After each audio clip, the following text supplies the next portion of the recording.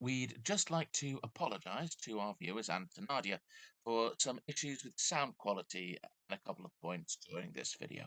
We've inserted a transcript of the dialogue in those places. Is that your only cat, or do you have? It's my only cat. Yes. Ah, Yeah. what a beautiful cat. She is very much an only child. Yes. And why not?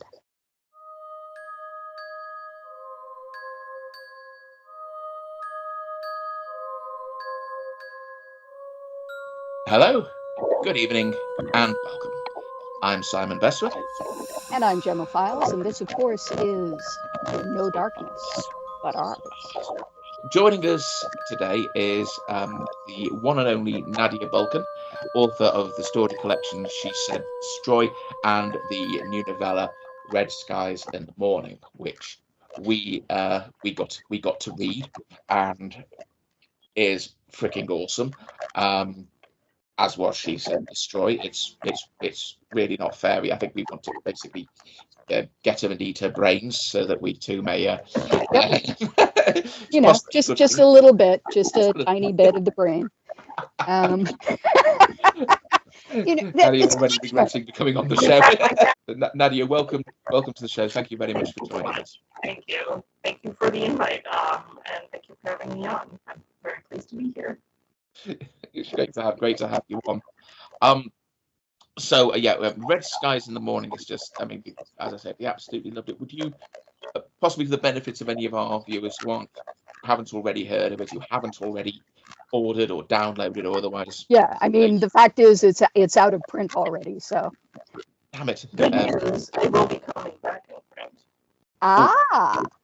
Yes, so it soon will be. There will be copies for folks that didn't pick up the first limited run edition of 150 copies. So that's good. So this is basically a novella that I wrote for Dim Shores, and the premise is, what if The Ring, but all over the place there were curse videos all the time, and they just keep coming. And what if the government tried to institute some kind of measure to minimize casualties? It was an idea that I came up with basically after going on a long J-horror run in college. I was a political science major, so I immediately thought, well, what would I do in this situation if I was like a government official and there was a Ring cursed videotape? How would we try to mitigate that? And I came up with this idea of they would basically create these chains, basically the same as those chain letters that we all used to get via email. For those of us who are old enough to remember if you don't forward this to 10 people, this terrible vote is going to get you. Which scared me, like really, really scared me. I'm very susceptible to like curse language. So basically it's like the government doing that, but trying to do it in a systematic way. But predictably, this does not actually work as totally planned. It actually works okay. But there are some members of society for whom it doesn't work so well, is how I would put it. So it's kind of about that negotiation between, well, on average, this is the best solution, but there are these extreme cases where things go wrong and it totally destroys lives. Yeah, I think that, I mean, I remember the chain letter thing, and I can remember a couple of horror stories, premised on that. I mean, Ramsey Campbell's novel, The Count of 11, is sort of based on this idea. Some guy who's essentially convinced, he doesn't forward a chain letter, and everything starts going wrong. So he forwards it, things start going right, and then they start going wrong, and he's convinced it's because some of the people he sent it to didn't forward it. So he starts setting off around Merseyside to find them, and in many cases do them in if they don't forward it. There's no overt supernatural. It's all in this guy's head, and I didn't like it the first time I read it, but I think somebody said that if if Stan Laurel had been a serial killer, this might have been his story. And when you read it like that, you realize it's this black comedy of this guy who kind of becomes a serial killer almost almost accidentally. It's brilliant. And I think there's a Jack Ketchum story called The Letter, and it's got a similar. It's got a kind of prototype, almost like a prototype of a similar sort of concept where it's become like, I don't know if it's like the law or it's just everyone's forwarding these chain letters, because if they don't, we actually know it really does end horribly. So it's God, so I had 90s nostalgia for me there, but.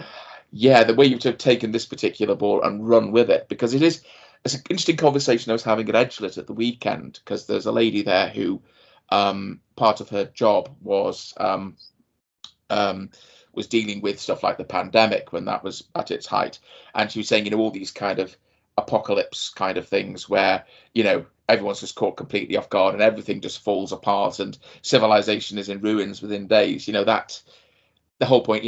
Governments are very resilient like that. They have plans to keep things running in a kind of regular way. So with any epidemic, contingencies, absolutely. But at the same time, what I loved about your version of this was that the things that were going wrong were the kind of things that you would expect to go wrong in government work. So things like, oh yeah, Bob was supposed to take care of that, but he quit. He quit and went home and shot himself. So well, that's part of what it was inspired by. Actually, is what I the people who are in charge of managing these chains of these what I call in the book paracontagions, paranormal contagion. So clearly there is a big pandemic overtone here. Was what I took inspiration for them was air traffic controllers. Perfect. Most of the time, it's fine, but it's a high stress job. They are constantly juggling planes, i.e. lives, right? And if they screw up, the consequences are extreme. Yeah. So that's, I was very much like, and I think this is also part of being a political science major, was like, I'm not coming out here being like the government is a bad guy. Like, that is actually not the plot at all. It's actually pretty sympathetic to the government, like to a government that is trying the best they can. So, I totally sympathize with that point you were saying, Simon. I do think that usually the government would try to do something. Would it work the way that people wanted it to work? It's hard to tell. I mean, you've got two groups of people that your main character comes into contact with who both think that she's doing things wrong, doing it wrong, for one reason or another. One is pretty obviously kind of QAnon, and the other one is different, shall we say. Yes. And in both cases, there's this assumption, which I think a lot of us have about the government to one degree or another, because when the government touches your life, it's usually in a bad way in a lot of ways, which is that people are going out of their way to fuck you over, which they're not. It was those two groups were like my favorite parts of it, was basically creating this kind of extreme right, and I mean, to be honest, extreme left. The other group is, I would classify them as like left-wing accelerationists.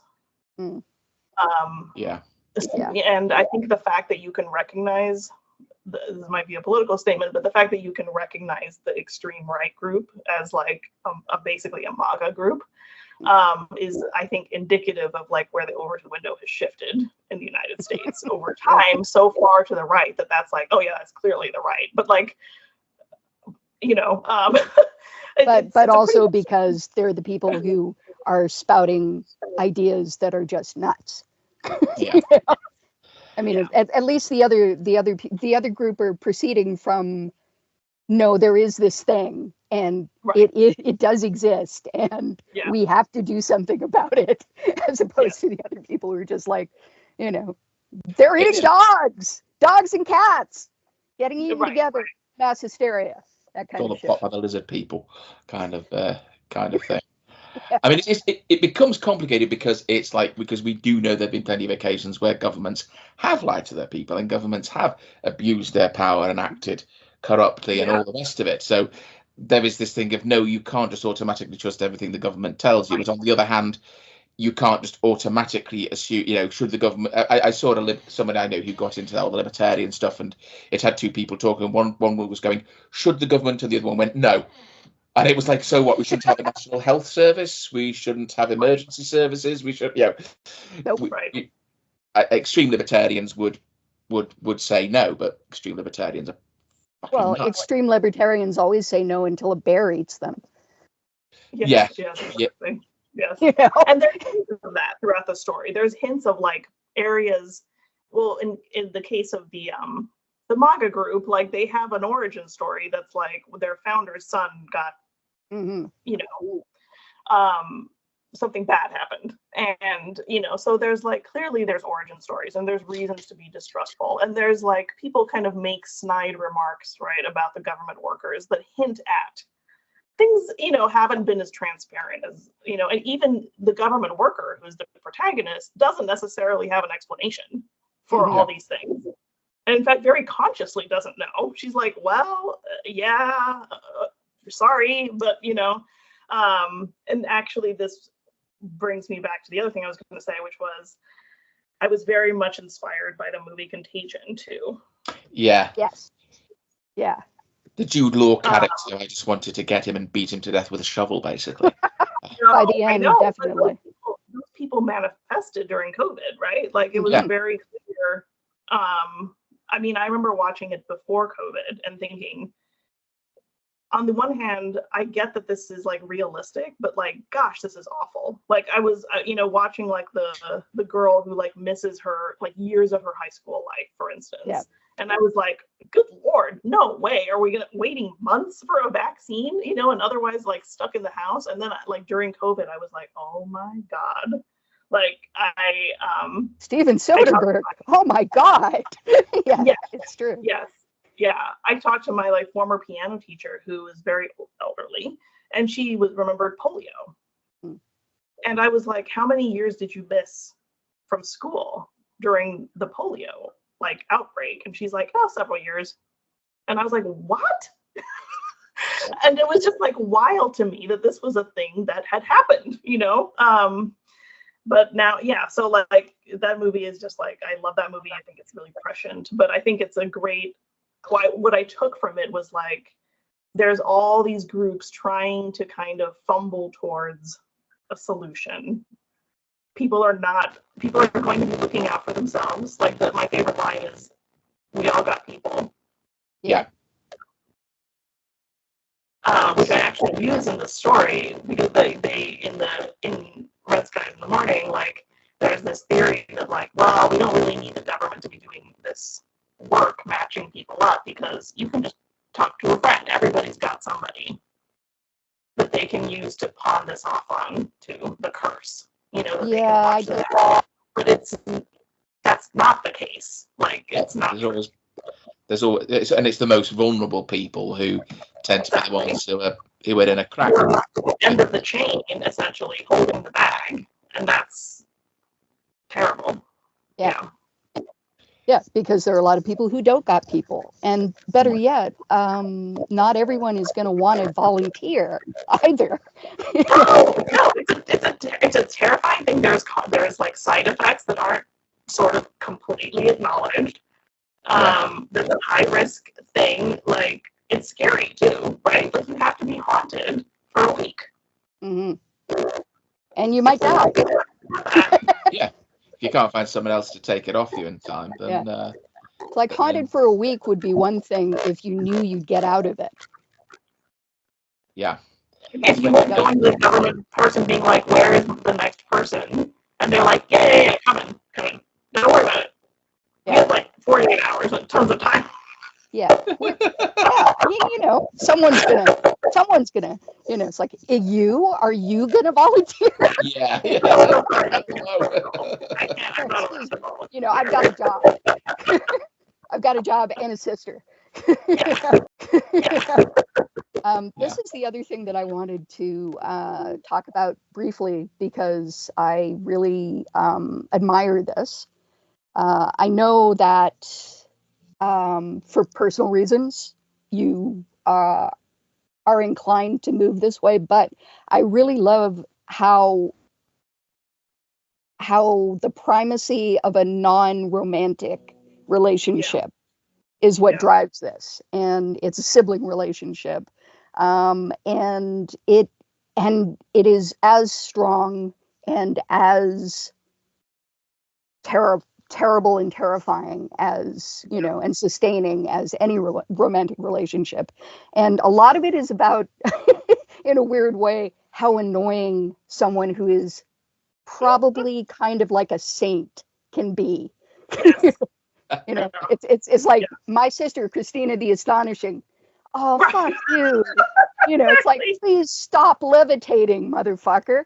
Stop. Please stop being so goddamn perfect. Please do something, selfish or exactly. shitty, or Stop crawling into a furnace to get away from the stink of human corruption.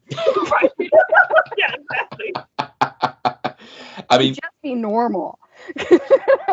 I mean, one of the things that did kind of stand out for me is this idea of self-sacrifice, because the whole sort of power of the paracontagions, the thing that keeps them going and makes them in many ways such a kind of presence that's wormed its way into every aspect of life, it's rooted in the instinct for self-preservation, for anybody else to suffer as long as it's not you.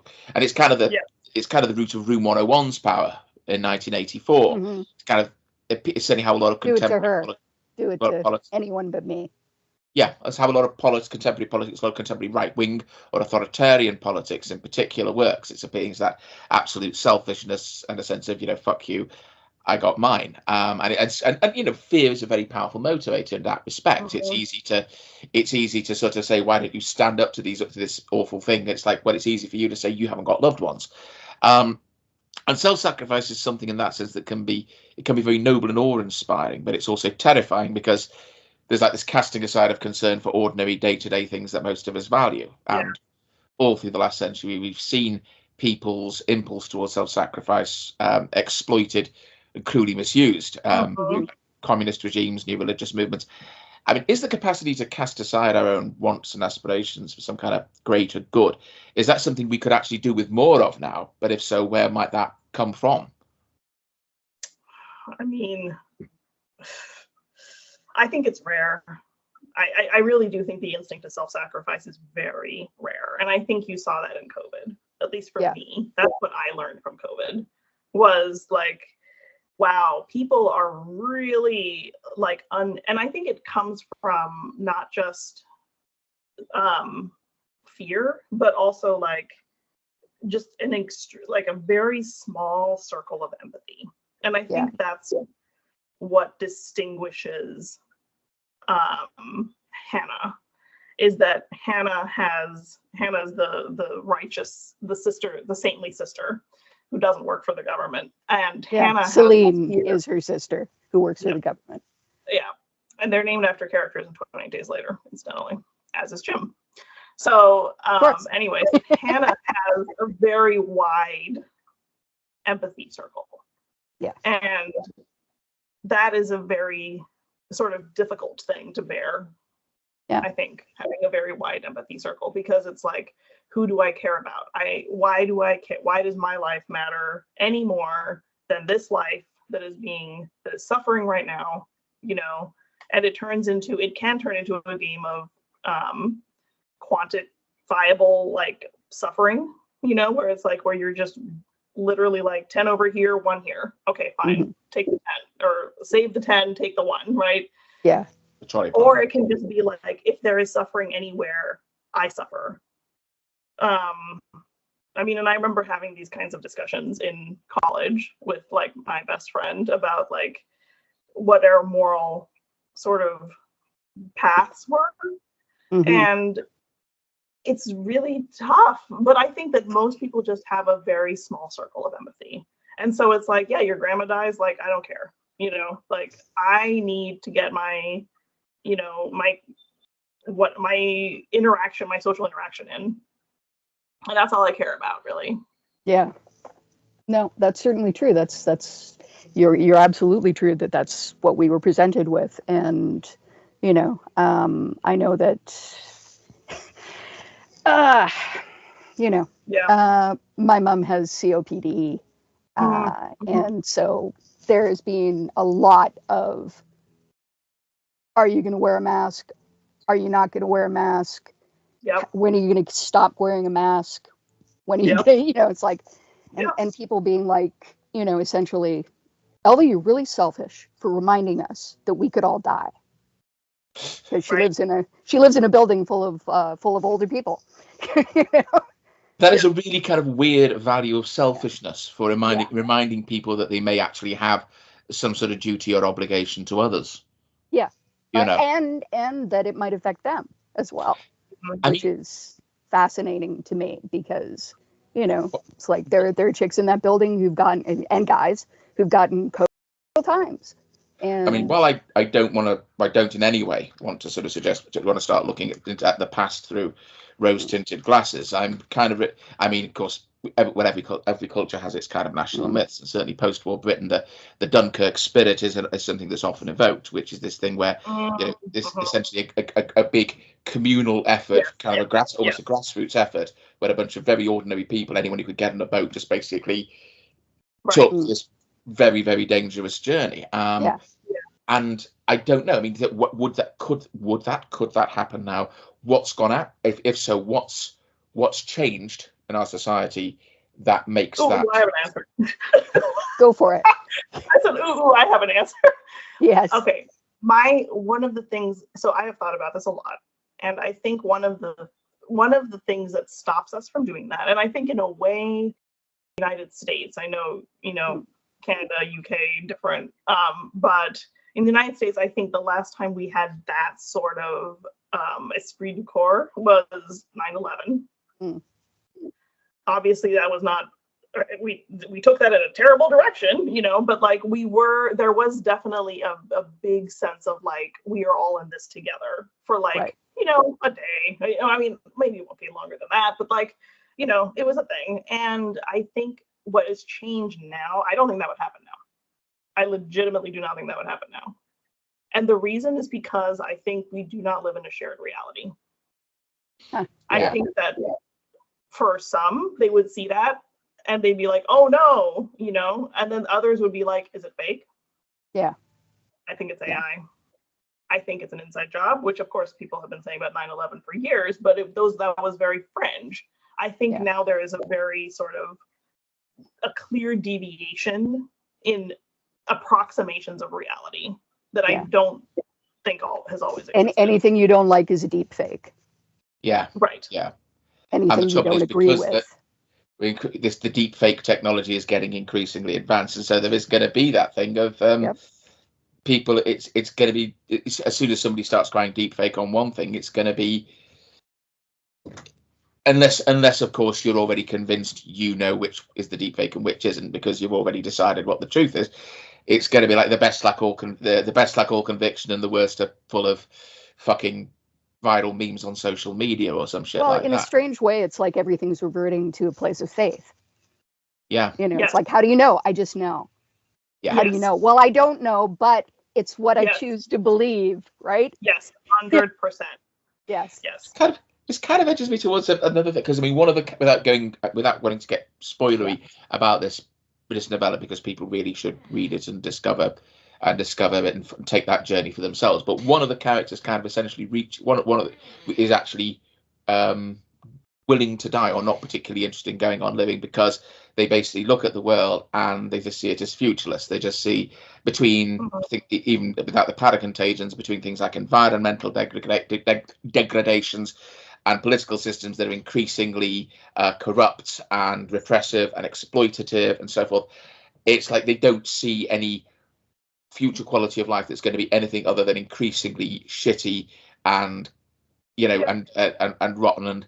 and lousy. And I'm slightly scared of asking this question, given your background in political science, and that you work as a consultant in Washington D.C. and probably see a lot of information that the rest of us don't. Neither of us want to know about. Is that kind of how you see things as well? So is that how I see things? Yeah, great question. So first off, I mean, I do live in DC, but I did leave my consulting job because it was a terrible job. So now I work in the apolitical side of DC. It's actually across the river, and I just no, you have to leave. Sorry. So I don't want anything to do with government work, basically ever again. And I was never actually in the government, but I did see things, I guess, in my previous life. Is that how I see things? So nothing to do with government or DC. It's more philosophical for me. So Hannah and Celine, the two sisters who kind of have two different philosophical perspectives, represent for me two sides of myself. One is very pragmatic and is like, you do what you got, you pick up and you go on. Like it just, I think I probably inherited that from my mother, who became a single parent after my father died suddenly when I was 10. And he's just like, you just pick yourself up and you keep going and you don't stop to ask questions, because frankly, we don't have time for that. And we just have to survive. Like survival is the only mandate, And then the other side is like, what is the point of all of this?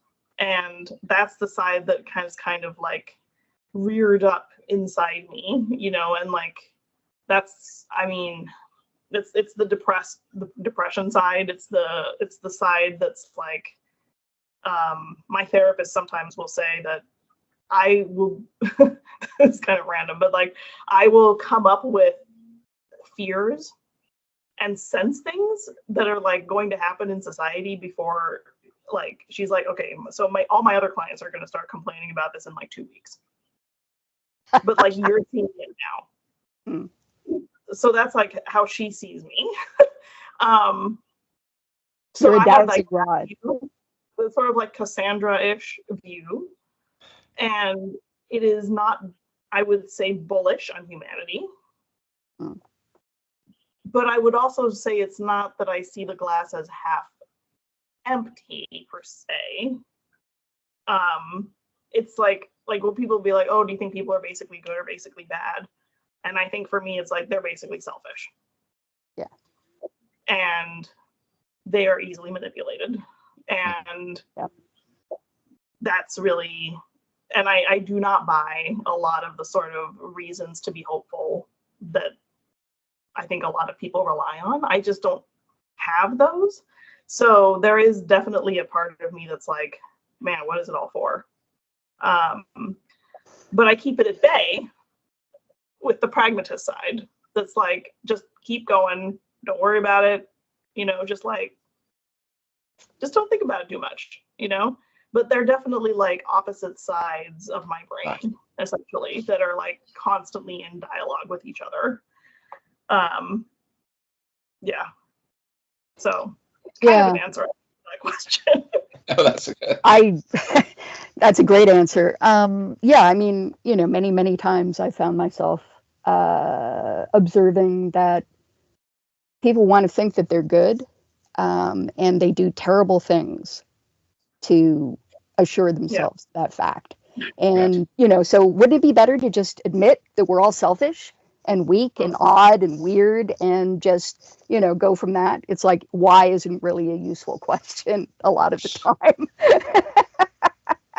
Yeah, we're and capable. Go ahead.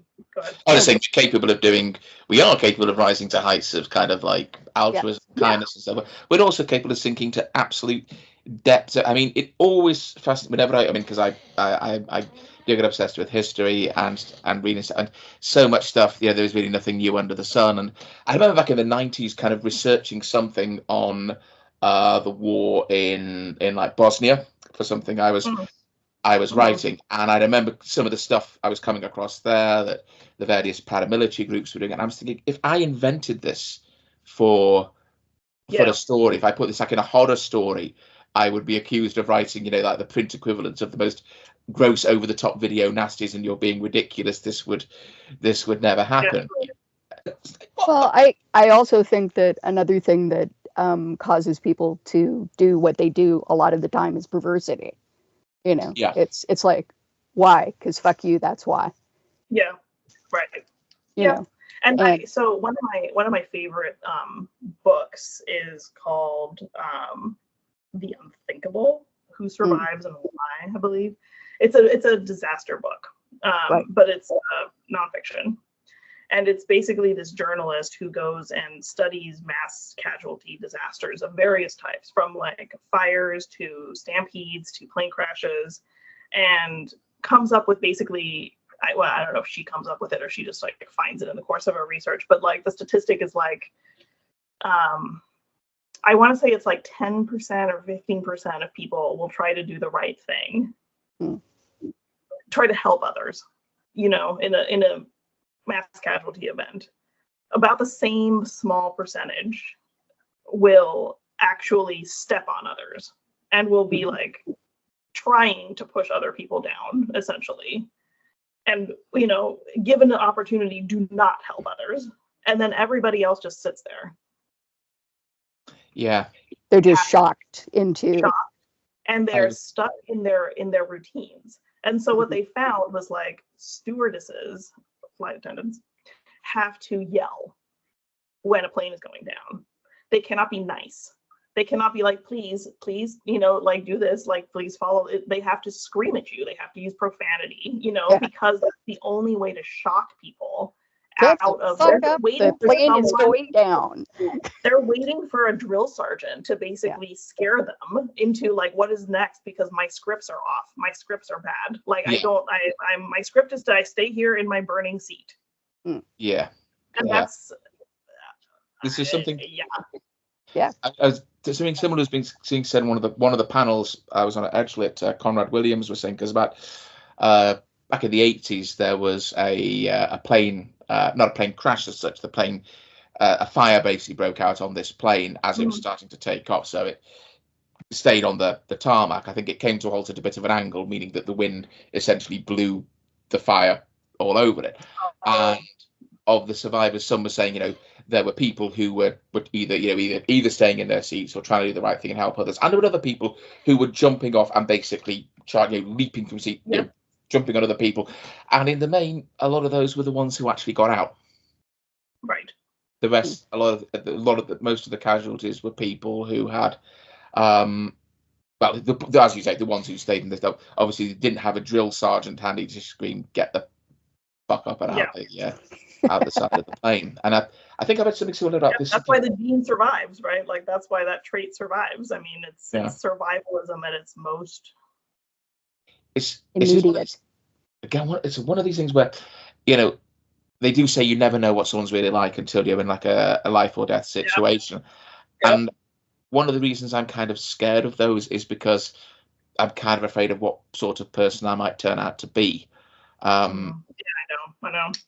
Well, yeah, I mean, I do think that a lot of us spend a lot of time thinking about what might happen when we get tested, and none of us are going to know what that's going to be until we get tested. But then we do get tested, we learn a lot of stuff, and then 20 years passes, or even 5 years, and we're like, oh, what was that? I don't remember, because I'm out of that situation now. Yeah, that situation might never ever happen again.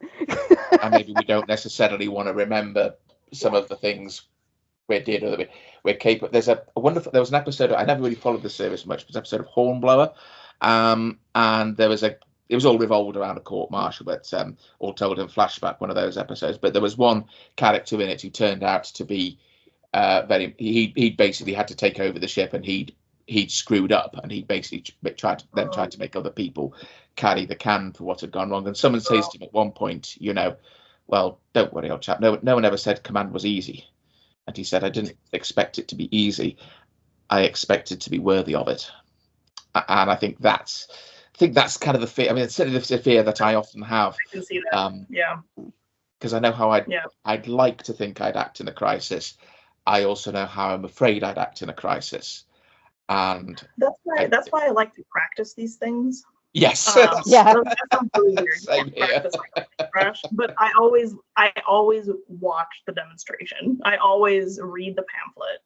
Mhm. Like I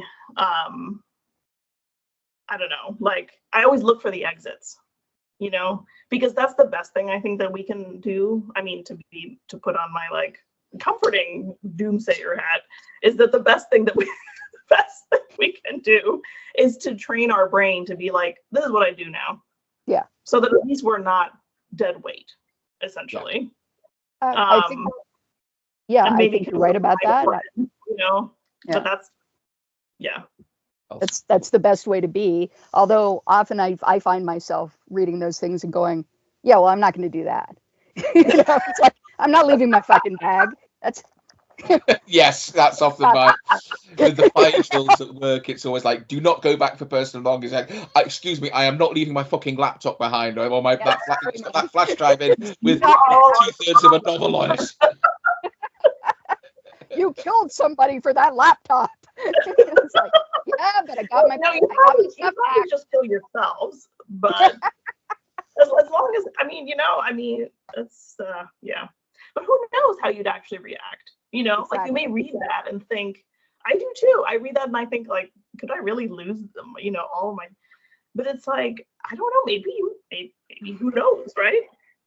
I have had that thing where I thought, you know, what if I went out of the house and burned down? And it's kind of like, well, even if I've lost my laptop, even if I've lost the flash drive, you know, I back everything up on Dropbox, and I can go into an internet cafe and, you know, download it, so the novel will not be lost. I'm all about the contingency planning. Yes.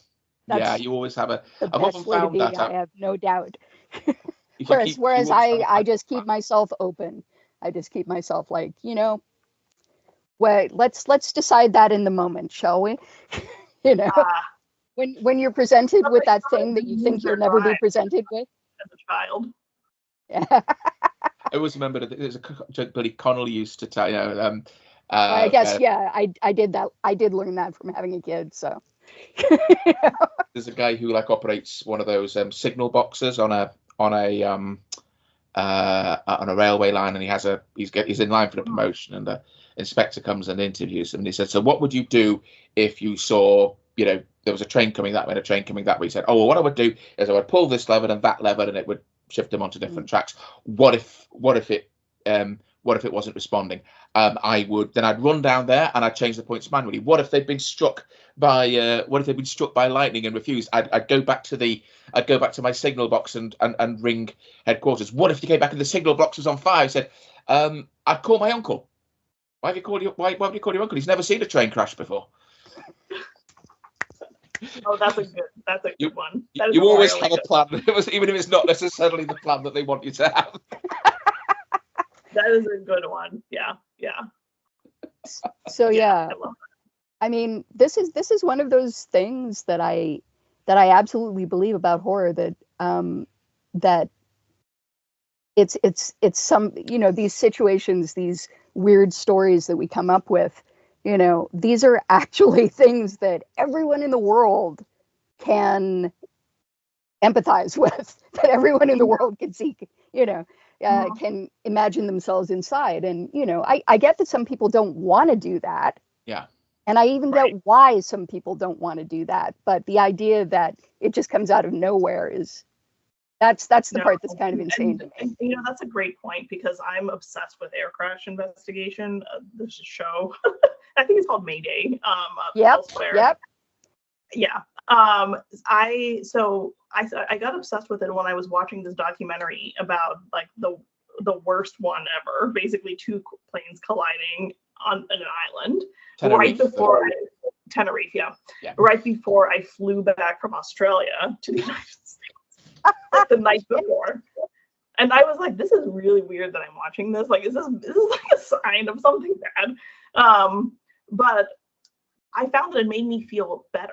It made me feel safer, and so I became obsessed with Mayday, and I was like, it made me much less irritable with like, well, they have to stop the plane because they have to de-ice the wings. Mm-hmm. And you're like, can we just get on with it? No, we can't.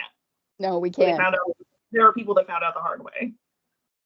Yeah. You know, like it And just, here's what happened to them. you see that, and it's like, and you see it's like the price was paid for this knowledge, and changes were made to accommodate, you know, to protect everyone else going forward. And I just found that incredibly comforting to know, like, look at all these like advancements, look at how far we've come so far. You know, it's such a safe mode of travel now, but you only know that because of all the things that have gone wrong. So I totally think like that is why I write horror too. Like that is definitely a motivating factor. I am a bit of a connoisseur of disasters. I used to have some of that book somewhere, that the worst disasters of the 20th century, and it was I was a little disappointed when, as you got into the present day, where are all the good disasters with the really high death tolls? And you kind of realise, A, you're a fucking gore hat, you creepy bastard. Yeah, right, exactly. You get really weird. But also you realise a lot of them are a lot less, the disasters are often a lot less bad now because we learned from the last ones. You know, we learn. It just means there isn't as much recent material for gorehounds like me. But that I think is like, if I were to get hope about humanity from anything, it's the fact that we make changes after things like that happen. Yeah. Like that, like the fact that there's institutional adjustments. Like I'm a big institutionalist because I think it is the only thing keeping us all safe. Alive. I mean, and it's because of things like this. It's like, oh, look, the institution found that it was rational to prevent such things from happening again, and so it has made this change, and now people are safer. Like that to me is like, oh man, this is the best of humanity right here. Is like the NTSB. Like, I agree. I totally agree. Although what I took away from the pandemic in a lot of ways was that people went irrational so fucking fast. That's the scary part. It's like, no, we don't have to do that because it's not true.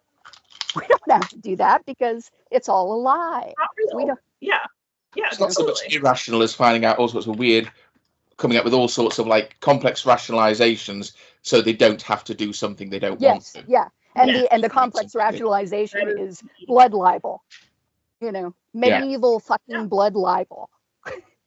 So overt that I lolled at it, and then I felt bad for lolling. Yeah, there's so many things, as I say, when in real life and in history, where you're just kind of like, if you invented that as a writer, people would say, "Oh, fuck off," but people did invent it. People with probably far fewer literary skills than any of us have got. Probably profited considerably more from the bullshit than we did. We ever will from our writing. But I mean, it's a good, as you say, with the institutions, we do learn about things and then put things in place to try and prevent that repetition. But at the same time, of course, when that repetition doesn't happen, it becomes easier for them for certain elements to grow up and say, well, and then start trying to erode that institution.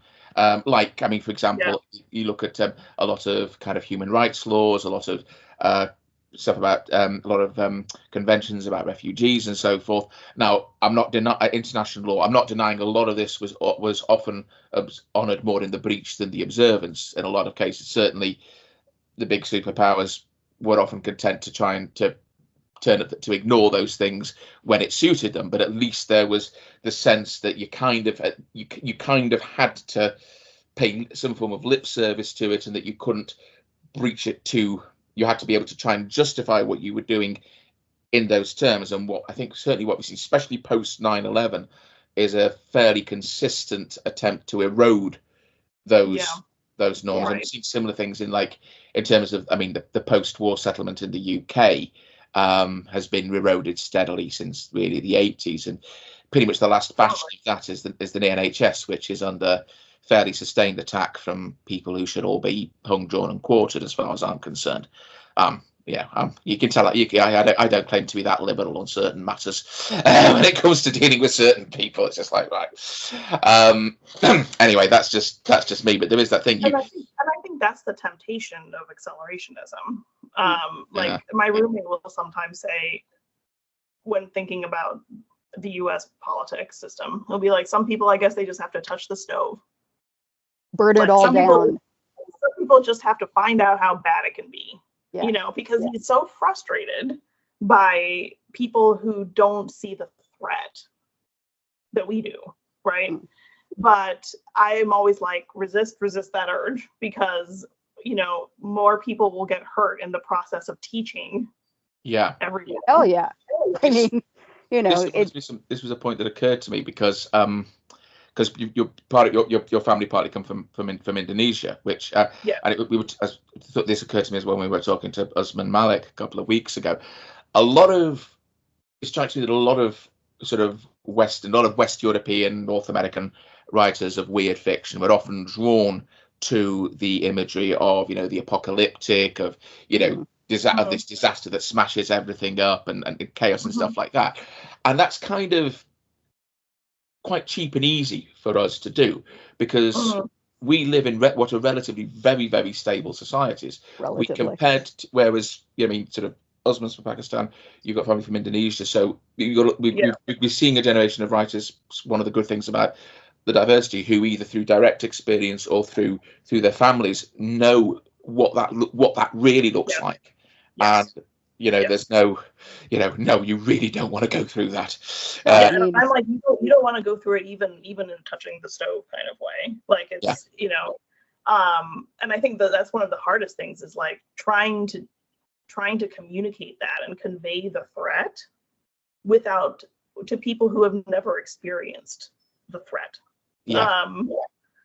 And being like, I mean, the best you can do is like sharing stories, like sharing personal accounts, like making it real, like these are the things you wouldn't be able to do.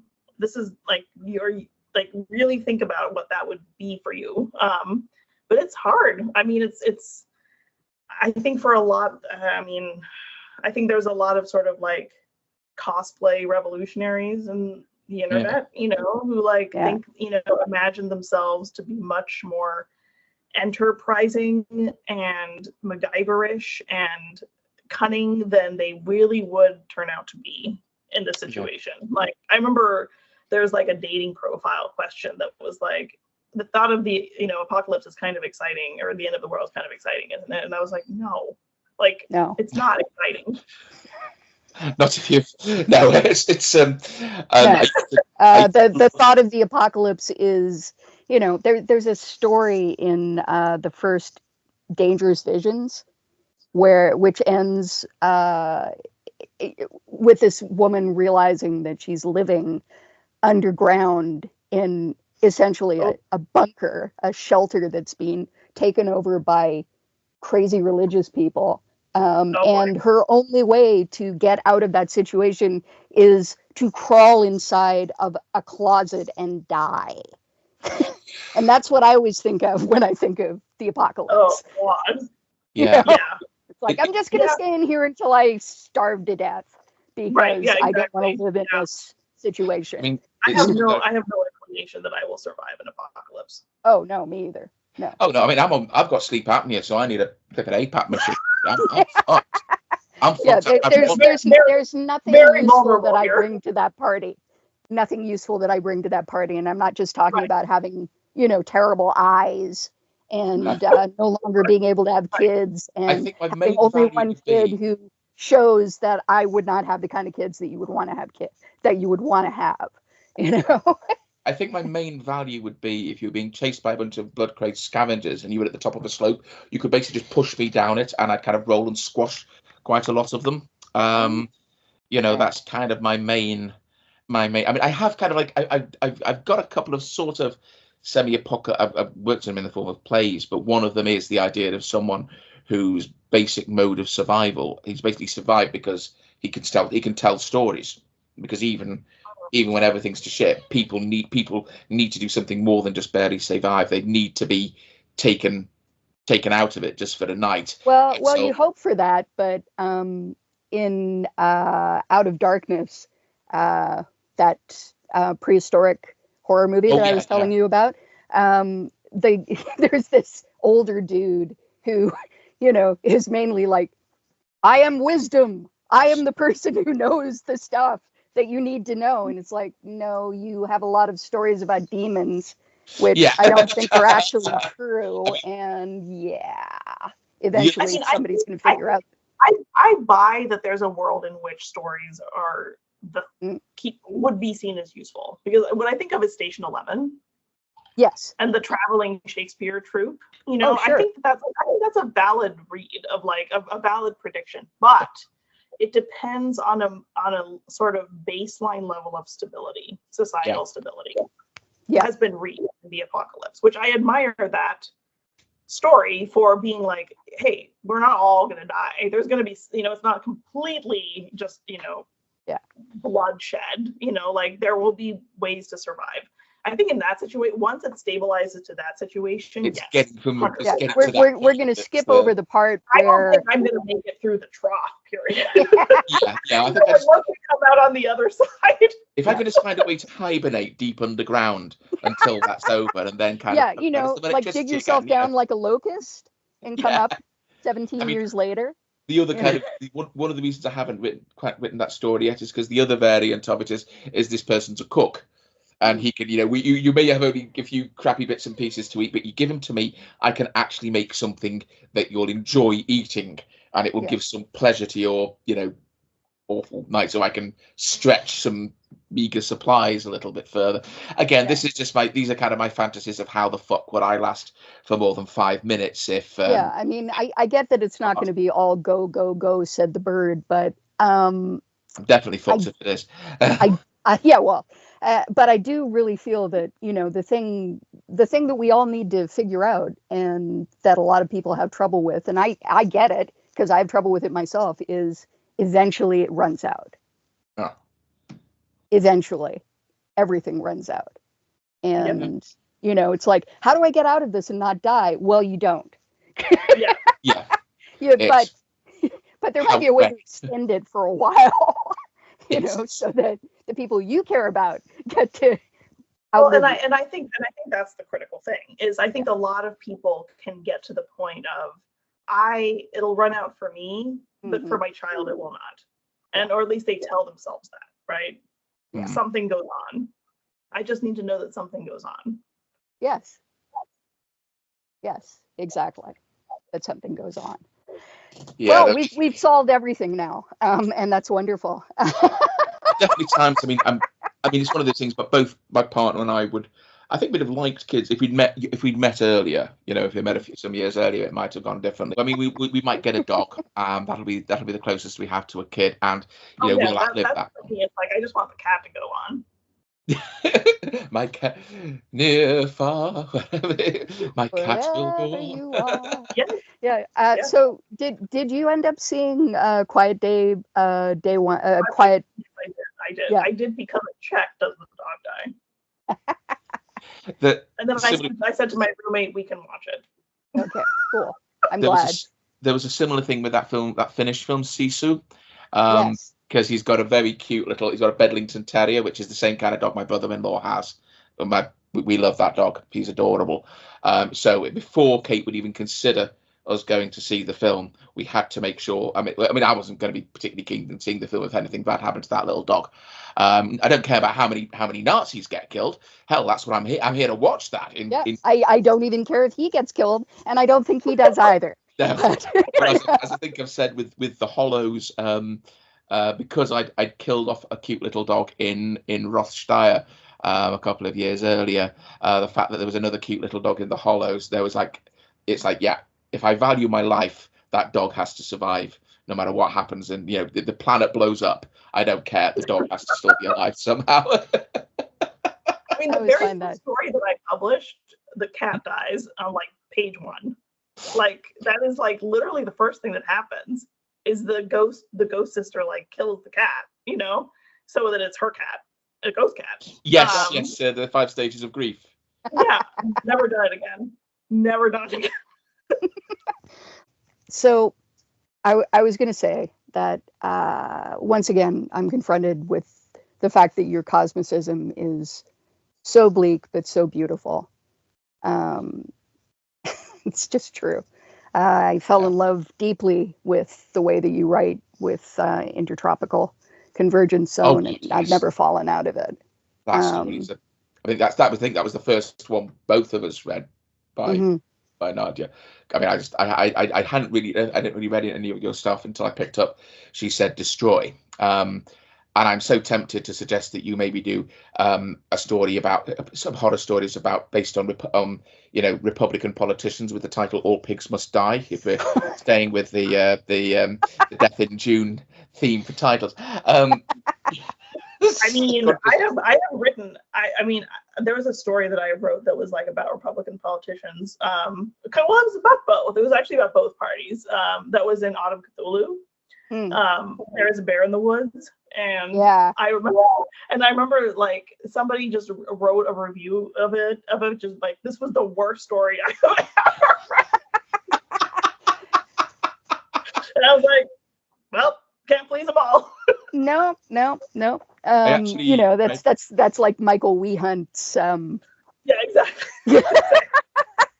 God, what was that called? That amazing story, an incredible story, where it's just sort of like, this is everything that I feel about the way that things are going. The Teeth of America. Oh yes, I think you mentioned that one before. Yes.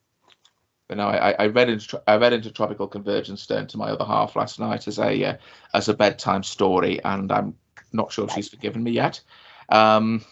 She was like, "Oh my God, that was horrible! That was horrible!" I was like, "Yes, it's brilliant, isn't it? Yes, yes, but it's horrible. It's horrible." And it was kind of interesting because obviously I did a little sort of research on the background and did so hard to, and it was kind of like, oh, it turns out he was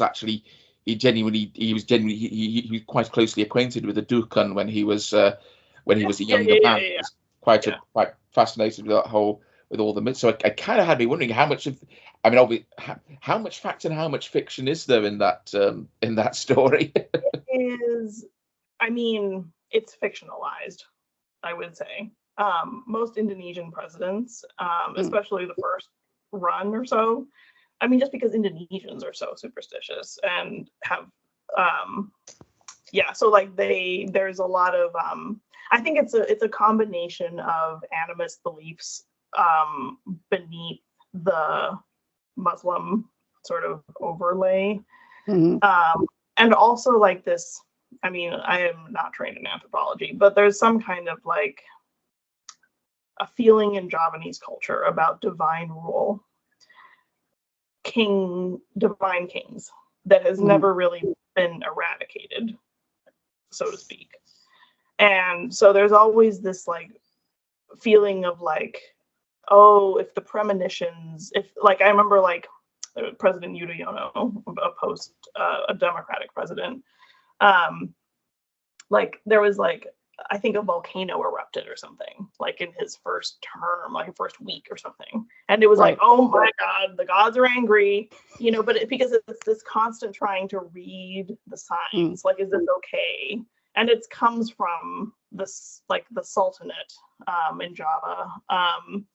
And this feeling that there's a very strong sense that like when the mandate of heaven, so to speak, is revoked, there's a right to revolution. There was a right to change. And so that's like, in my belief is that that's essentially what happened when Suharto was overthrown, is that that right was revoked because he crossed a line that should not have been crossed, and that was killing student protesters. And it basically was like, nope, we're, like, deals off. And then suddenly, like, all of the power that he had amassed, like the military, just withdrew.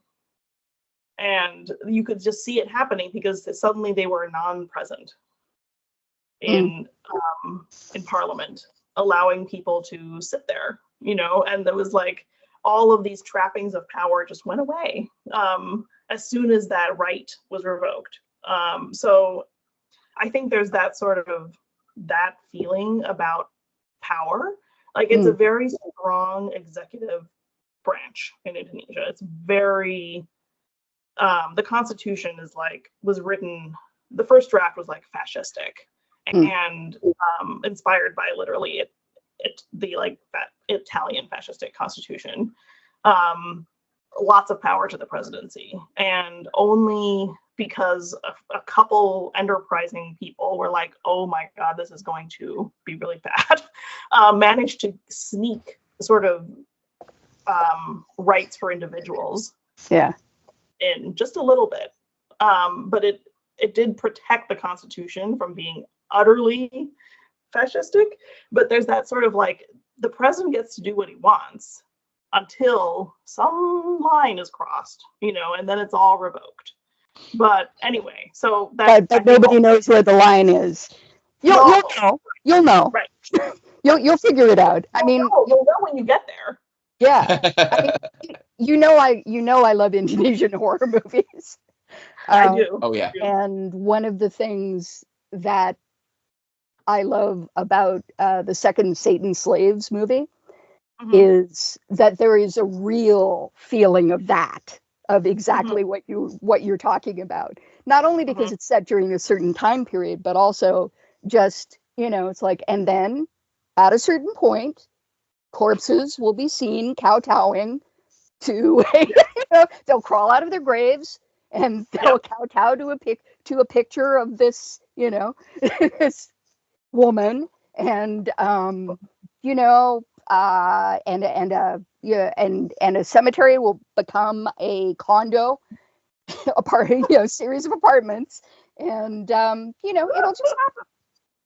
Yeah, I'll know when it's time to shoot myself. It's so good. I love that sequence. It's so scary. I've got to see the second film. I've only seen the first one so far. Yeah, the first one, much like The Purge, for me, the first one is kind of like a thesis. It's like a proof. It's like this is the world we're going to live in. But then when you get to the second one, it's just like, oh my God, this is the best. The imagery is, and it's also, I love it also because like a lot of Indonesian horror takes place, modern Indonesian horror takes place like in rural. It's like you're going to this like remote village, and it turns out exactly. Don't ever go there. Don't go into the forest.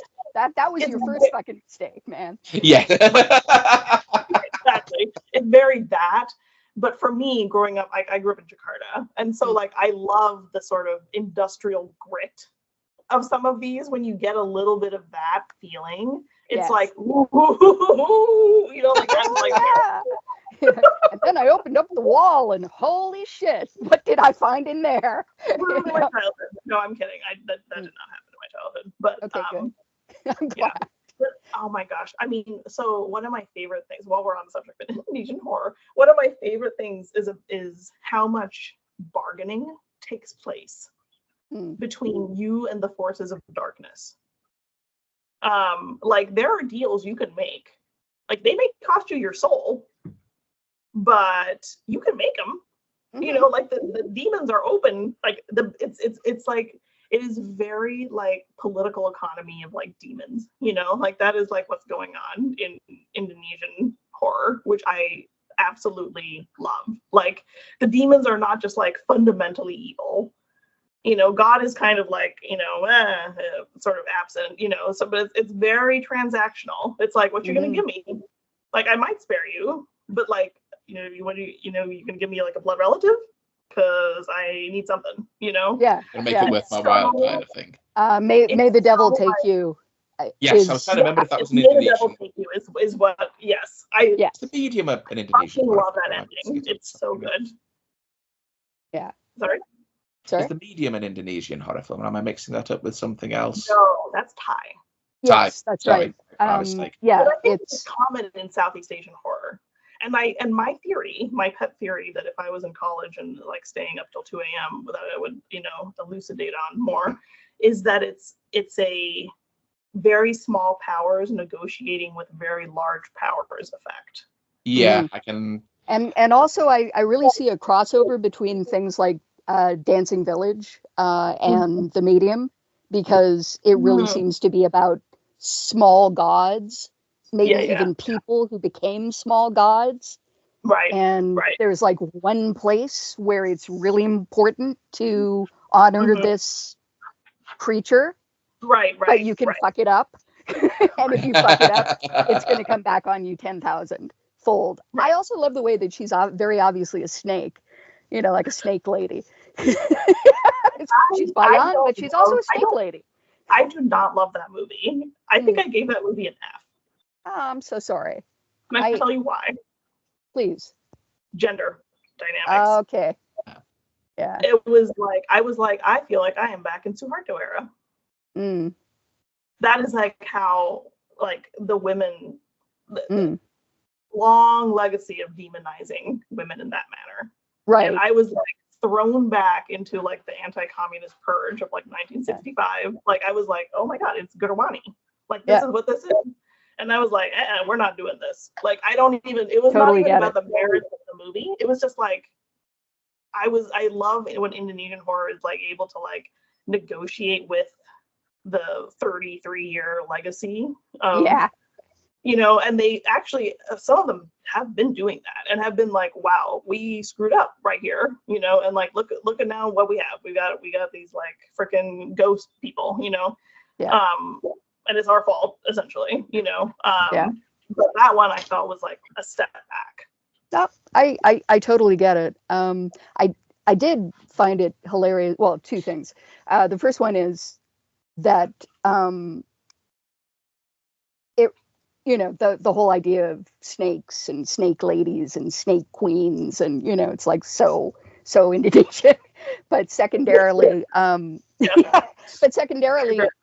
it's very funny to me that all women of supernatural power have a very particular look in Indonesian movies, and that even transmits itself to people like the actress mom in May the Devil Take You.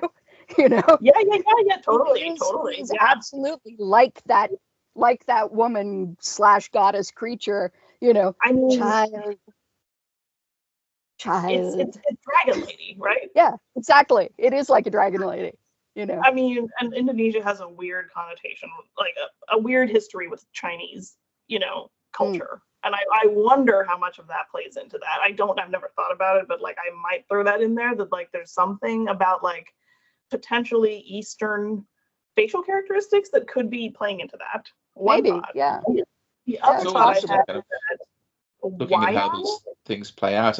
I really need to see more Taiwanese horror films, because I've seen some very interesting ones from them, and I did sort of wonder. I think I've used this to Gemma. I wonder how much of of that is coloured by having this very, very large, somewhat genocidal, totalitarian kind of regime on your doorstep, looking very hungrily over at you all the time. I can imagine that sort of like, that's kind of seeping I think that might be seeping its way into some of your movies, guys.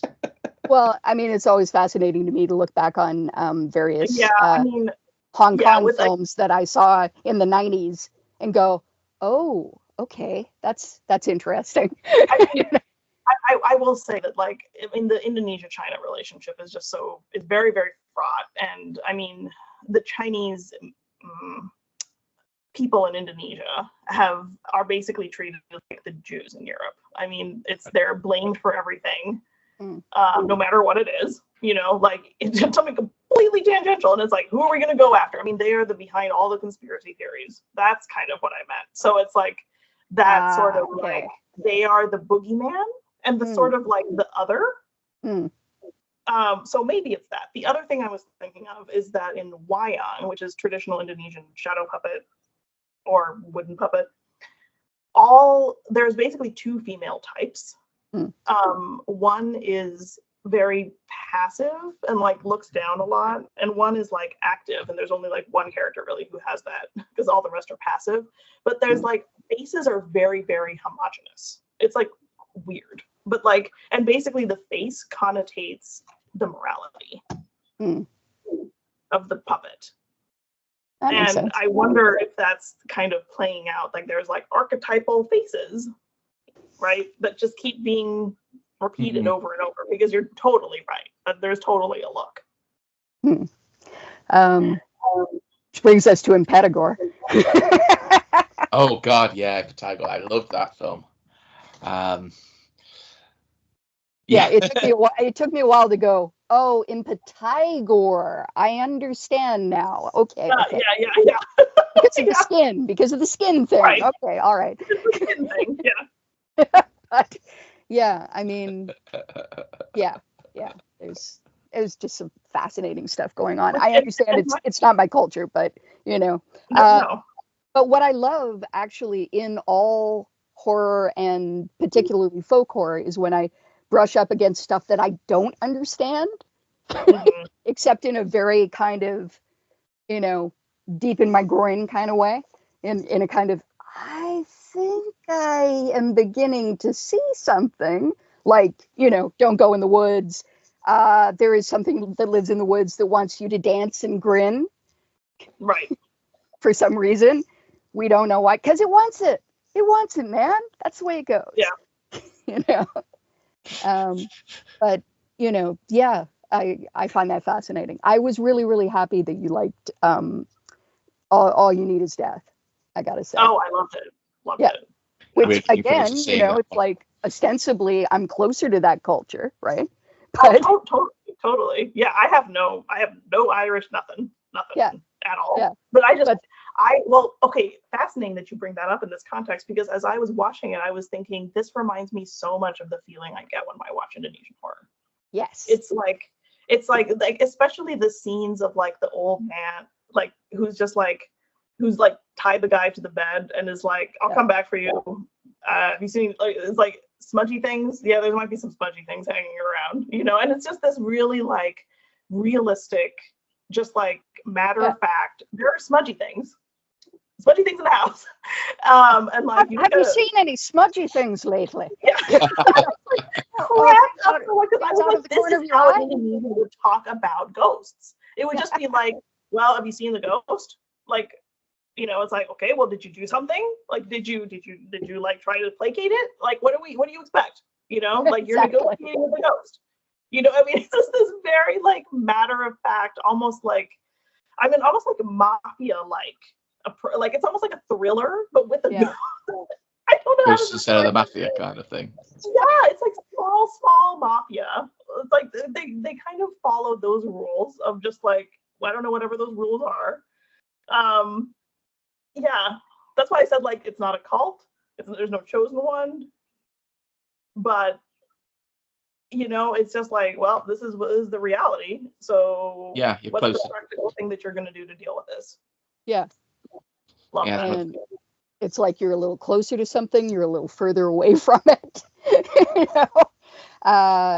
Yeah, that poor guy, Breeze Block. Yeah, I feel so sorry for him. Simply, not because he's always outside of it.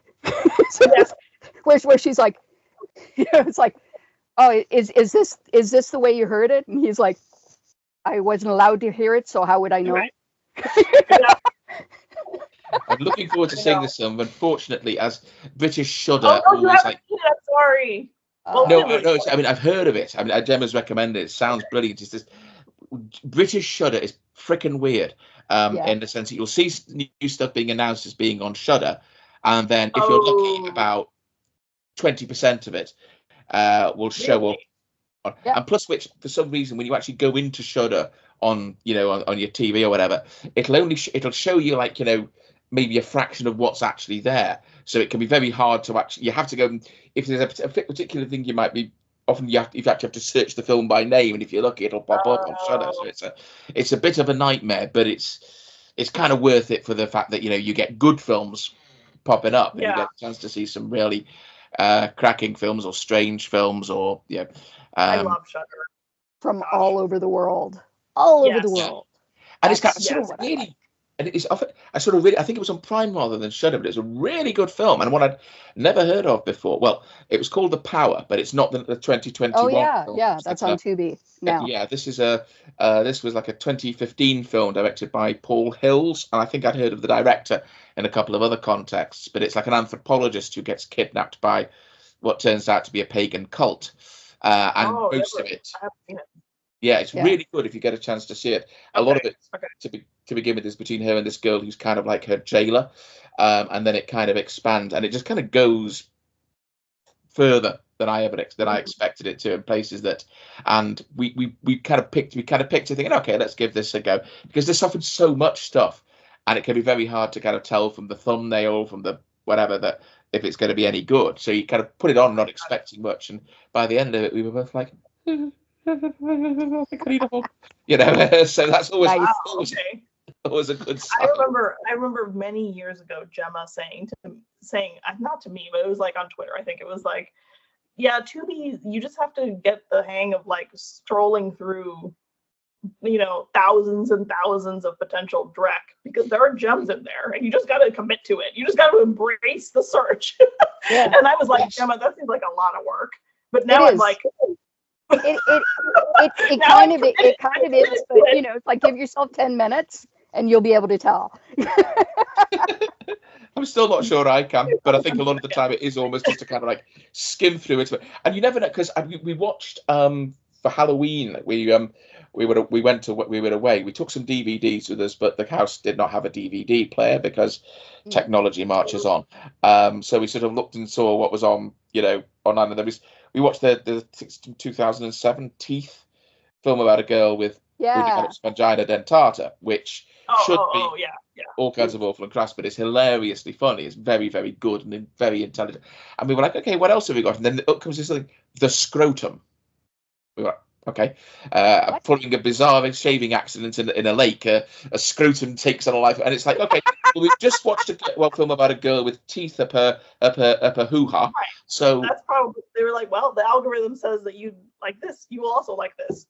Well, we thought, we've just seen. We wouldn't have necessarily thought a film about a girl with gnashers up there was going to be good, but it was really good. So maybe this is also an undiscovered mass. No, it's absolutely. I think the words "a load of bollocks" did actually. Were actually uttered. It was enough of a load of bollocks. They've actually made a sequel, The Scrotum 2. I mean, I don't know. It's possibly one of those things that's possible. It must be cheap. It must be. It looked at the quality of the acting and the effects and everything was just very kind of like, and we haven't got enough alcohol or weed to make this sort of a fun kind of. Well, not everything's going to be Lake Mungo, man.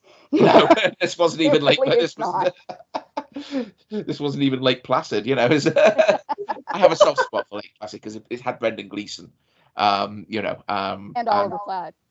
And... Yes. Yeah. I mean, with Harry Dean and Betty. And Betty. Yeah. I think with now that Harry Dean Stanton and Emmett Walsh have both gone, we need to come up with like a new, replacements for the Stanton Walsh rule. Actors who, no film which has got these actors in can be wholly terrible. And I think Brendan Gleeson would definitely be a contender for one of those. Possibly Aubrey Plaza as well, or maybe that's just because I love Aubrey Plaza. Basically, I don't know if you there's a thing on YouTube where they get celebrities to read out what they call thirst tweets. They're people sort of expressing their desire. Tom Ellis from Lucifer had a whole jar full of them, which was hilarious. But Aubrey Plaza got a bunch of them, and nearly all of them were basically people wanting Aubrey Plaza to come and like trample on them or something along those lines. She seems to bring out a certain something in every man, possibly quite a few women as well.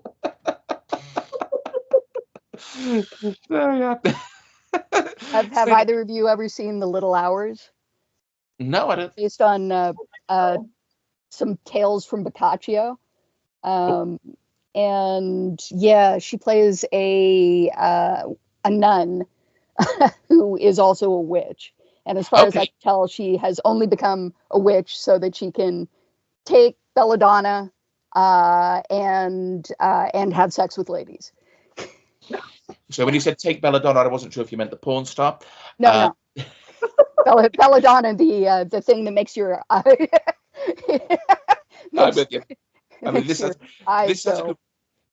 sounds like a role that Boccaccio may have somehow. Boccaccio knew that Aubrey Plaza would exist, sort of several centuries down the line, and just wrote, "I'm going to write this role for her."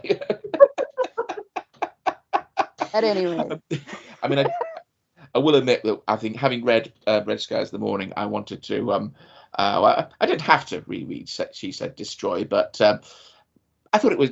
You know, I didn't need much of an excuse to. Let's put it that way. So I've been rereading that, and obviously Intertropical Convergence completely blew me away. But I mean, there isn't a single bad story in there, and I've still got a few to go on the reread. But a couple that few really stuck out. I mean, I think Endless Life is one that really stayed with me on so many levels and for so many reasons. It was just like a fantastic. I just love this idea of this, you know, sort of very ordinary ghost who kind of gets a taste of power because everyone thinks she's this monstrous deceased tyrant. It's one of my favorites that I've ever written, honestly. So whenever anybody mentions it, I am very grateful. And that was also like it's a Suharto-esque story, right? It's going to be set in that world. But it was inspired by a Ghost Adventures, I want to say, episode. Ghost Hunters International, where they went to this hotel in Argentina where Hitler had supposedly stayed. And they're going around yelling through this hotel for Hitler to show yourself. And I was like, man, imagine if it's just like some maid. It's just like some hotel maid, you know, and that's what, and now she gets to pretend to be, you know, like I was just like, this is wild. This is really, really wild. That's what inspired that. Just because it's a ghost doesn't mean it's necessarily the one you want. If you could just be yanking your chain and having fun with it, then I've always thought it's kind of like, you know, the afterlife would have to be really shit if you've got nothing better to do than talk to the kind of arseholes who make up these kind of like fake mediums. I've always thought maybe they're kind of cosmic charity cases. It's kind of like the granddad's up there going, oh my God, my poor grandson, you know, he's unemployable. He's going to end up blowing champs for loose change behind a bus shelter somewhere. What are we going to? It's all right, Fred. It's all right. What we'll do, we'll give him a career.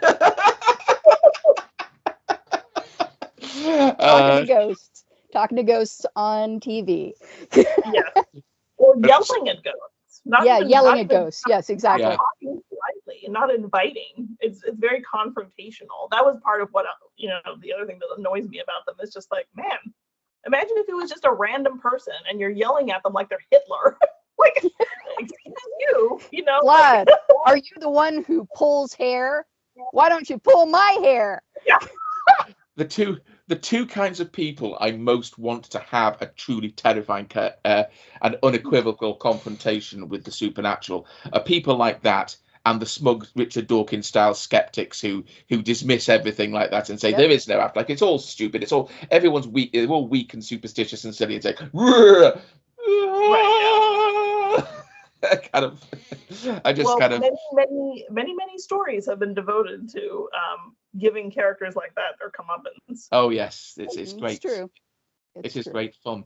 I mean, one of the things about Endless Life that really struck me, and is something that a number of people, and it kind of goes back to what you were saying before about how you don't know how you're going to react in a crisis and have people and so forth. And it's like all these people saying, why didn't they do something about him? And it's like you weren't there. You don't know what it was like with and the fear that people lived under. It's very easy to say that. And I think, and as well as there's that thing of people going along with their scripts, carrying on and doing what they're told, and also hoping if we just keep our heads down and behave, you know, everything will be okay, kind of thing, and we won't get done over. That whole thing of the kind of scars, which is something that, you know, again, like I said, like a lot of English speaking countries or Western countries like the UK, most Western European countries, most North American countries, we've not had anything comparable to that, not in living memory at all. And it's, you know, it's a very it's something that, you know, doesn't even figure into how we approach these things. And it's rather good to be reminded that we all like to think of ourselves as we're going to be the heroes of the story. It's like, no, chances are you will be the third villager from the left, hoping to God you're not the one the script calls to be bayoneted or, you know, thrown on fire. Exactly. Yeah, I feel like it's what my main qualm with like how like a common Western depictions of sort of totalitarian or authoritarian states is like, it's both, the reality is both more terrifying and more mundane and more sort of like, I remember once I wrote down these like things that most people get wrong. And one of the ones was like, it helps somebody. Somebody in society benefits in this world. Yeah. Yeah. Clearly. And most people will comply. Like, that's just reality, in order to survive, you know. And I mean, like for Indonesia, which was not a totalitarian state, it was authoritarian. It was like, well, the economy is good and I'm not being targeted. Yeah. That was very, very critical. It was like, and that was why there were certain times when the government would, and the government usually would disappear people quietly, but there were times when they would like do these things, like they would round up drug dealers, kill them, and leave them in public places to make an example, essentially. And people and never didn't explain it to anybody. And people were just like, what the hell is it? Like, why are these like gruesome corpses just turning up on bus stops? And it was like, yeah, that's the government sending you a message. Just a message, you know? I mean, yeah. Again, they were just like, well, okay, we'll take drugs. Got it, you know? Like, Satan Slaves Communion, the sniper who's killing guys with tattoos. Yeah, right. Sorry. So I guess don't get a tattoo. Yeah, that's like, too bad. I was hoping to get a tattoo. Teddy bear. You know, I don't think you're gonna get killed if you get a tattoo of a teddy bear. Yeah. Here in Toronto, you know, I think I spoke to you at one point about the fact that we elected a joke candidate mayor twice, and now that guy. Yes. Yeah. And now his brother that guy's dead, but his brother didn't get elected. Oh, yeah. Okay, yeah. cool. Thank you. Yeah. But his brother ran for mayor of Toronto, didn't get elected, and was so pissed off that he then became premier of Ontario. What was that, like a consolation prize or something? Yeah. Well, you know, yes. That's sad. I mean, it is super sad for everyone. Is that a more it's like a more dangerous? Right? Yeah, exactly. You know, it's like, well, we managed to keep him out of being the mayor of Toronto, but now he's the premier of Ontario. So, you know, this dude is bad news on every fucking level. But I think the thing that I've noticed over the last 5 years is that every time he gets caught doing something really skeevy, which he does all the time, he will do something for a distraction, and the distraction is almost always, okay, so weed stores are going to be on every corner now, you know, so just take as much weed as you want, you know. It's like, you know, get as much CBD oil as you want, get as many gummies as you want, you know, and just don't think so too hard.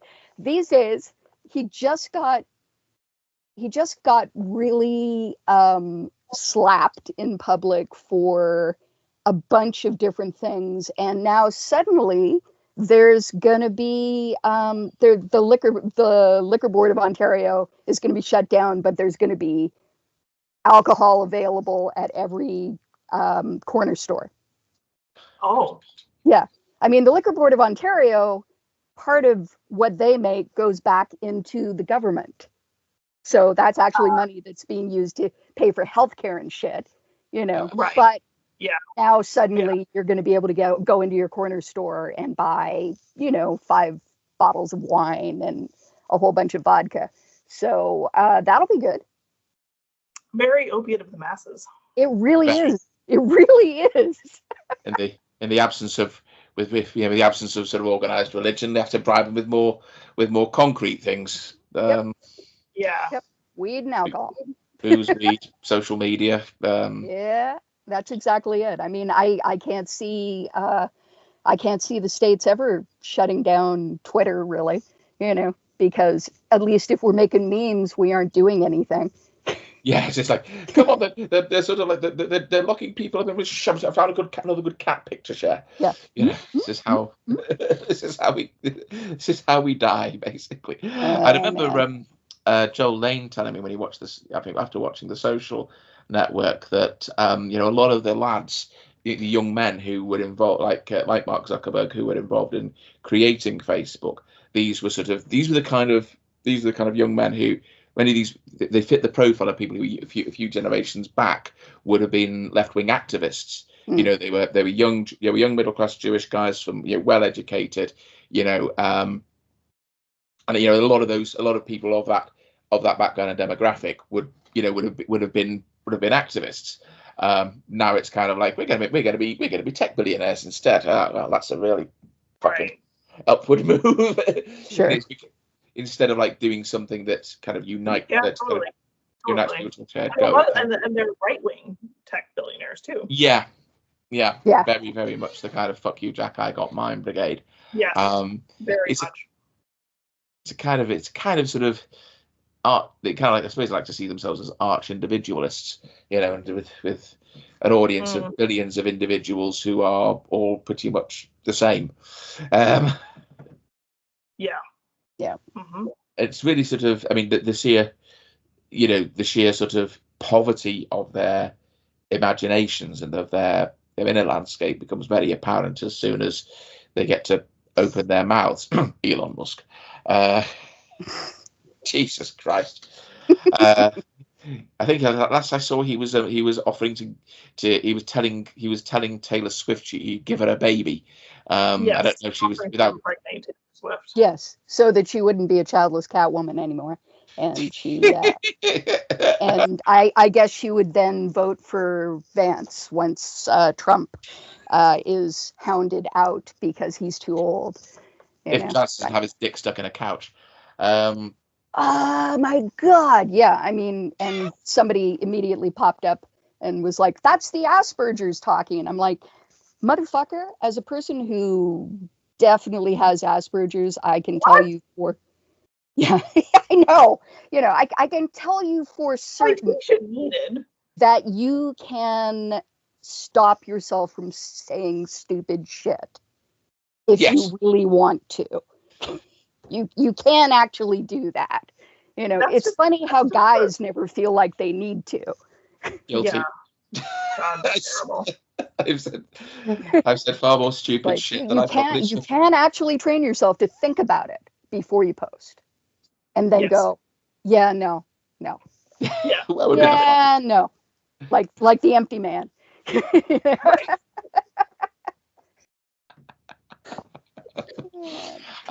Another of the stories from the collection I really loved is "Girl, I Love You." Again, it's a like with Red Skies in the Morning, it's a non-romantic relationship, but it's a very, very close friendship, and there's this kind of like idea of bullies who can't even be got by supernatural means because wealth and social status trumps even that. Oh, yes. Yeah. That was the one that I wrote for my best friend. But yeah, that was another one that was like inspired by this sort of political economy of demons kind of idea that like you can buy protection. Like there are ways that like you can circumvent these things, and there's going to be a black market of, you know, ways that you're kind of like just, I don't know, it's almost like nuclear weapons of demons. Oh, you okay? You okay? Yeah, that was the cat knocking the coffee cup over. No problem. Oh, by the way, if I haven't congratulated you on No Gods, No Masters, I absolutely want to congratulate you on that, because that is that's your response to paranormal activity, isn't it? Yes, it is. It is. Yeah, no, 100%.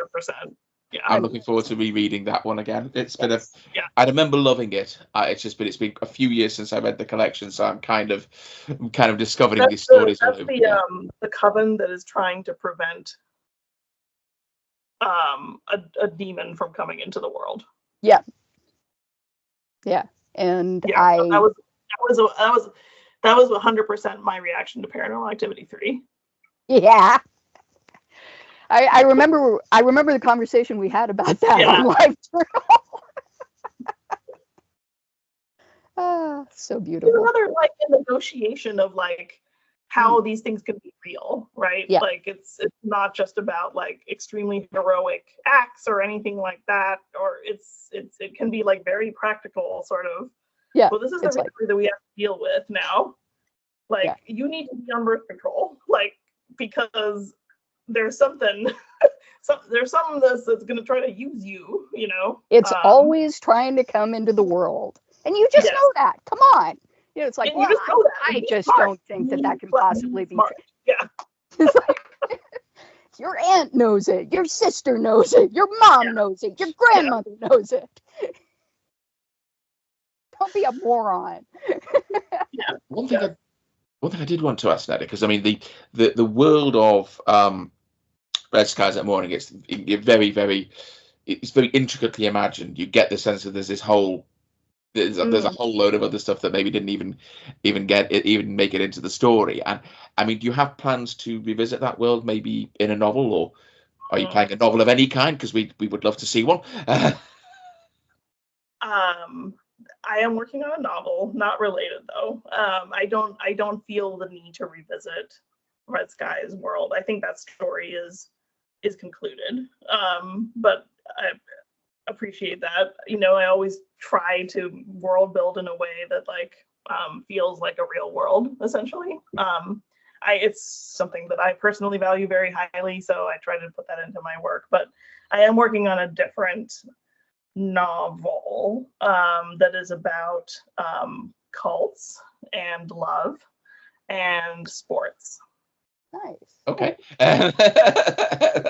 The first two, I was like, okay, that sounds very much like what you say, sports. Okay, yes. This is different. I like. Gemma probably knows it, like my sport fandom. I was going to ask you what you thought of Challengers. Actually, I didn't see it. No, thanks. I've heard the tennis is ridiculous, so I'm not. The tennis probably is ridiculous. I mean, I wouldn't know. Told me, like, ran me through the plot line, and I was like, "Why would this person be at a challenger?" And he's like, "Yeah, I have no idea." And I'm like, "That's totally unrealistic." Yes. Yeah, I suppose if you know too much about an area, that there was a discussion about. Yeah, exactly. The ability to suspend disbelief is reduced. I do my best. That's why I do my best to research everything, because whatever your fiction is, for the except for the supernatural bits, it's part of somebody's reality. And if you get it wrong, I think it was Dean Koontz who said if you make one mistake about guns, you'll get for an American audience, you'll get 100. Oh yeah. 100 letters telling you put the safety catch in the wrong place. But I think somebody was talking about Dexter, and one of the guys who's a crime writer was like, yeah, it's a nice idea, but it makes no sense, because most serial killers don't. Killing isn't the object; it's a means to an end. It's to get something out of the act of killing. So the idea that he's just got an urge to kill and would just, okay, well, I'll direct it onto people who deserve it. You know, it's right? Yeah. So I suspect people possibly with the background in clinical psychology would probably read about 10 pages and go, "Oh, bugger off," whereas the rest of us would be kind of like, "Yeah, okay, I'm into this. Yeah. I do often wish there'd be a serial killer who would go after people who actually deserve to be, dismantled with hacksaws. I mean, if there's a character in Red Skies who thinks he's doing that. There is that, yes. That's true. Unfortunately, I suppose the kind of person who becomes a serial killer is always blaming people who don't really have any power for everything that goes wrong. No. Yeah, it's very much look what you made me do kind of. Yeah. Yes, indeed. Okay. Okay. So, is there anything you'd like to tell us about, or is there any question that you wish we'd asked? I don't think so. Okay. I think the one thing that I would say is that Red Skies is full of Easter eggs in the names. Mm-hmm. All the names are taken from something. So that's something that people can have fun with if they want. Various things that I love. Time to reread. I already gave you the 28 Days Later one. That's right. But there are other things in there too. So, yeah. And it's currently, the print run is currently sold out, but it is coming back in. Yeah. So next month I'll be able to share more details. But it will come out again in another sort of collection of novellas next year. Nice. And will there be an ebook of that, or will that be like just a limited print edition? Probably. That one will not be limited. Cool. Way cool. Thank you very much for joining us on this. And we'll be. Thank you. If you want to know more about Nadia and her work, we'll be putting links to her site and her socials in the comments here. There are also going to be links to our Patreon and our Ko-Fi if you want to support No Darkness But Ours. And we will. And if you like, obviously, if you're seeing this on YouTube, then please like, share, and subscribe. And we will be back to lower the tone at some point in the not too distant future. Talk about scrotums and shunting. And scrotums and all sorts of other totally reprehensible things. But thank you again to Nadia Bulkin for joining us on tonight's show. And until next time, I have been Simon Bestwick. I remain Gemma Files, and this, of course, has been No Darkness But Ours.